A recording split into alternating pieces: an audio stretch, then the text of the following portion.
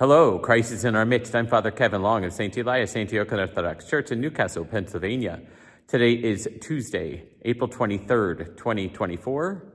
And what I've decided to do for the remainder of this week is just let the Old Testament readings speak for themselves.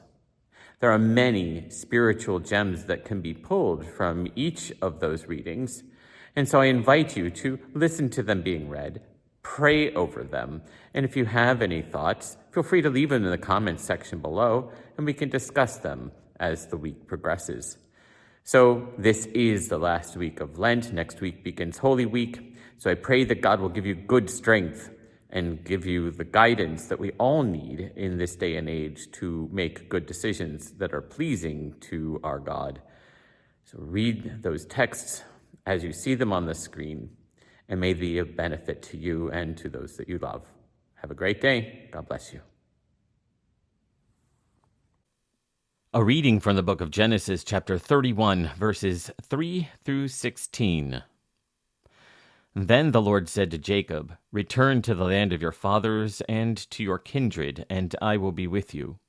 So Jacob sent and called Rachel and Leah into the field where his flock was, and said to them, "I see that your father does not regard me with favor as he did before, but the God of my father has been with me. You know that I have served your father with all my strength, yet your father has cheated me and changed my wages 10 times, but God did not permit him to harm me. If he said, 'The spotted shall be your wages,' then all the flock bore spotted. And if he said, 'The striped shall be your wages,' then all the flock bore striped.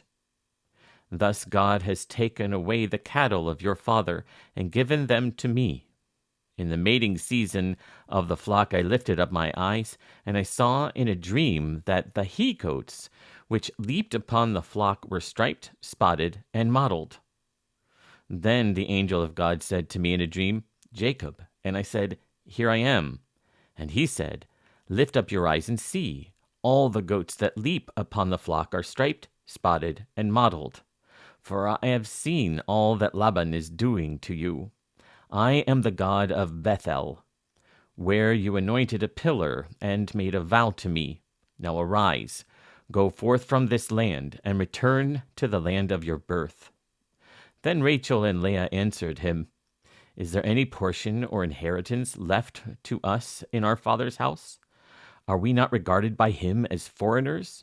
For he has sold us, and he has been using up the money given for us. All the property which God has taken away from our father belongs to us and to our children. Now then, whatever God has said to you, do." A reading from the prophecy of Isaiah chapter 49, verses 6 through 10. Thus says the Lord, "I will give you as a light to the nations, that my salvation may reach to the end of the earth. Thus says the Lord, the Redeemer of Israel, and his Holy One, to one deeply despised, abhorred by the nations, the servant of rulers. Kings shall see and arise, princes, and they shall prostrate themselves, because of the Lord who is faithful, the Holy One of Israel, who has chosen you.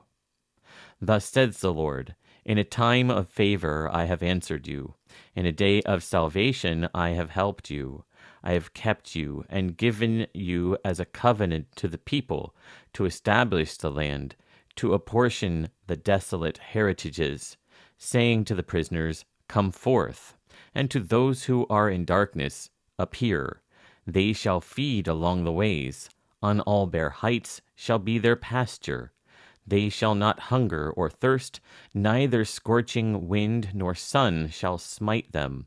For he who has pity on them will lead them, and by springs of water will guide them." A reading from the book of Proverbs, chapter 21, verses 3 through 21. To do righteousness and justice is more acceptable to the Lord than sacrifice. Haughty eyes and a proud heart, the lamp of the wicked, are sin. The plans of the diligent lead surely to abundance, but to everyone who is hasty comes only to want. The getting of treasures by a lying tongue is a fleeting vapor and a snare of death. The violence of the wicked will sweep them away because they refuse to do what is just. The way of the guilty is crooked, but the conduct of the pure is right. It is better to live in a corner of the housetop than in a house shared with a contentious woman. The soul of the wicked desires evil. His neighbor finds no mercy in his eyes. When a scoffer is punished, the simple becomes wise. When a wise man is instructed, he gains knowledge. The righteous observes the house of the wicked. The wicked are cast down to ruin. He who closes his ear to the cry of the poor will himself cry out and not be heard. A gift in secret averts anger, and a bribe in the bosom strong wrath. When justice is done, it is a joy to the righteous, but dismay to evildoers.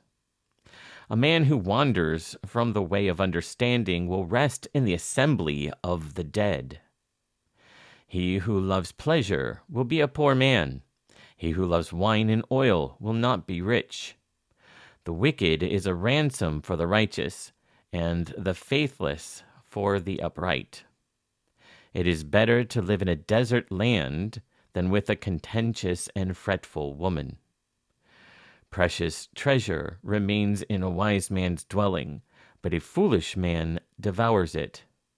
He who pursues righteousness and kindness will find life and honor.